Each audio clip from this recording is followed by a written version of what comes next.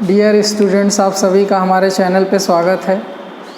और आज के इस वीडियो में हम लोग बहुत ही इम्पॉर्टेंट टॉपिक पढ़ने वाले हैं, जिसमें कि लाइफ साइकिल पढ़ेंगे मार्केंसिया का। इसके पिछले क्लास में हम लोगों ने मार्केंसिया का मॉर्फोलॉजी, एनाटॉमी और रिप्रोडक्शन के बारे में पढ़ा था।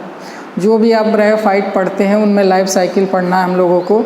तो आज हम लोग डिस्कस करेंगे लाइफ साइकिल के बारे में, वो भी मार्केंसिया का। तो लाइफ साइकिल को हम लोग हिंदी में जीवन चक्र कहते हैं। यानी लाइफ साइकिल की अगर हम बात करेंगे तो जो मार्केंसिया है उसके पूरे लाइफ में कौन कौन से स्टेजेस आते हैं उसको हम लोग एक साइकिल के फॉर्म में यहाँ पे डिस्क्राइब करेंगे। तो इसका नाम पड़ा है लाइफ साइकिल यानी जीवन चक्र। अब हम लोग मॉर्फोलॉजी पढ़े थे तो हम लोगों को ये पता है कि जो मार्केंसिया है वो डायोसियस नेचर का होता है। डायोसियस मीन्स जो है मेल थैलस अलग होगा और फीमेल थैलस अलग होगा। तो यहाँ पे हम स्टार्ट करते हैं थैलस से ही, यानी हम यहाँ पे पहले लिख दिए हैं मेल थैलस और फीमेल थैलस। यानी इसी से क्लियर हो जाएगा कि जो मार्केंसिया का प्लांट है वो डायोसियस नेचर का होता है। यानी मेल रिप्रोडक्टिव ऑर्गन अलग थैलस पे बनते हैं और फीमेल रिप्रोडक्टिव ऑर्गन जो है अलग थैलस पे बनते हैं। तो यहाँ पे हम स्टार्ट करेंगे थैलस से। तो यहाँ पे मेल थैलस है। अब मेल थैलस होगा तो इसके पास मेल रिप्रोडक्टिव ऑर्गन बनेंगे। मेल रिप्रोडक्टिव ऑर्गन का नाम है एंथ्रीडियम। एंथ्रीडियम जो है ग्लोबोस शेप का होता है, जो कि दो पार्ट में बटा होता है, हेड और स्टॉक। हेड की बात करेंगे तो हेड के अंदर ढेर सारे एंड्रोसाइट सेल्स पाए जाते हैं, जो कि डेवलप करके मेल गैमीट एंथीरोजॉइड्स का फॉर्मेशन करते हैं। एंथीरोजॉइड्स की अगर हम बात करेंगे तो ये जो है मार्केंसिया का मेल गैमीट है और ये हैप्लॉइड होता है। हैप्लॉइड इसलिए होता है क्योंकि ये मियोसिस डिवीजन के द्वारा बनता है, इसलिए हैप्लॉइड नेचर का होगा। और एंथीरोजॉइड्स की अगर हम बात करेंगे तो एंथीरोजॉइड्स जो होते हैं वो बाइफ्लैजिलेटेड होते हैं। इनके पास दो फ्लैजिला होता है जिसकी सहायता से ये वाटर में स्विम करते हैं। दूसरी तरफ हम फीमेल थैलस की अगर हम बात करेंगे तो यहाँ पे फीमेल रिप्रोडक्टिव ऑर्गन का नाम है आर्चिगोनियम, जो कि फ्लास्क शेप का होता है, दो पार्ट में बटा होता है, नेक और वेंटर। और वेंटर रीजन में ही जो है फीमेल गैमीट एग पाया जाता है। गैमीट हमेशा हैप्लॉइड नेचर के होते हैं क्योंकि ये मियोसिस डिवीजन के द्वारा बनाए जाते हैं। अब यहाँ पे होगा एक प्रोसेस जिसका नाम है fertilisation. When male and female gamete fuse together and form the zygote, this process is known as fertilization. Fertilization को हम लोग हिंदी में निषेचन के नाम से जानते हैं। फर्टिलाइजेशन होने के बाद जाइगोट बनता है। अभी यहाँ पे फर्टिलाइजेशन में हुआ क्या, जो मेल गैमीट था हैप्लॉइड नेचर का और जो फीमेल गैमीट था हैप्लॉइड नेचर का, दोनों आपस में फ्यूज कर गए और फ्यूज करके डिप्लॉइड जाइगोट का फॉर्मेशन कर दिए। जाइगोट बनने के बाद क्या होता है कि इसमें एम्ब्रियोनिक डेवलपमेंट होता है, जिसमें कि जाइगोट माइटोसिस डिवीजन करता है। माइटोसिस डिवीजन जब करेगा तो जाइगोट फर्स्ट टाइम डिवाइड करेगा तो 2 सेल एम्ब्रियो यानी 2 सेल एम्ब्रियो बनाएगा। फिर डिवाइड करेगा तो 4 सेल एम्ब्रियो बनाएगा। 4 सेल एम्ब्रियो को जो है क्वाड्रेट स्टेज कहा जाता है। क्वाड्रेट मीन्स 4 होता है। अब यहाँ पे ये ऐसे ही डिवाइड करते करते यंग स्पोरेंजियम का फॉर्मेशन करेगा। यंग नाम इसलिए दिया गया है कि क्योंकि अभी इसमें स्पोर्स वगैरह नहीं बने हैं। यही धीरे धीरे कन्वर्ट होगा कुछ समय बाद मैच्योर स्पोरोफाइट में। स्पोरोफाइट की अगर हम बात करें तो इसके पहले भी हम लोग इसके बारे में डिस्कस कर चुके हैं। जहाँ पे स्पोर्स का फॉर्मेशन होता है उसको स्पोरोफाइट कहते हैं। ब्रायोफाइटा के केस में क्या होता है कि जो स्पोरोफाइट होता है वो गैमेटोफाइट पे डिपेंडेंट होता है। यानी जो स्पोरोफाइट है ये खुद से भोजन नहीं बना पाता है, इसको भोजन लेने के लिए किस पे आश्रित रहना पड़ता है, तो वो है गैमेटोफाइट।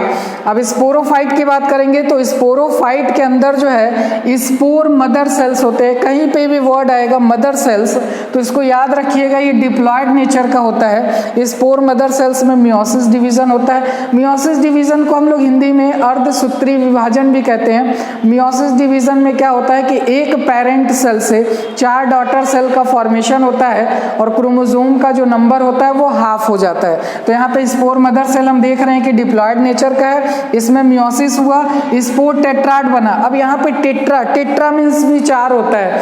यहाँ मियोसिस डिवीज़न होने के बाद 4 स्पोर तो बन जाते हैं, लेकिन इनिशियल में चारों एक साथ जुड़े रहते हैं, इसलिए यहाँ पे टर्म यूज़ किया गया है स्पोर टेट्राड।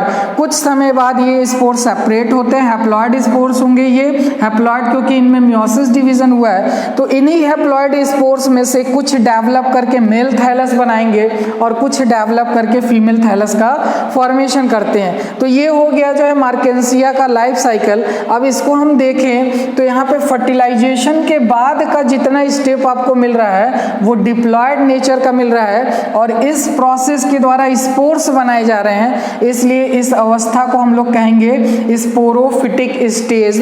अब यहाँ पे देखेंगे कि मियोसिस होने के बाद हैप्लॉइड में कन्वर्ट हो रहा है और यहाँ पे गैमेटोफाइट बनाने का काम चल रहा है, इसलिए इस अवस्था को हम लोग कहेंगे गैमेटोफिटिक स्टेज। यानी मार्केंसिया के लाइफ साइकिल में देखें तो अल्टरनेशन ऑफ जेनरेशन हो रहा है, यानी इसके जीवन काल में एक ऐसा समय आ रहा है कि ये गैमेटोफिटिक अवस्था में रह रहा है, और एक ऐसा कंडीशन आ रहा है जिसमें स्पोरोफिटिक अवस्था है, स्पोरोफिटिक स्टेज है। तो गैमेटोफिटिक स्टेज हमेशा हैप्लॉइड मिलेगा आपको यहाँ पे, और स्पोरोफिटिक स्टेज जो है हमेशा आपको डिप्लॉइड मिलेगा।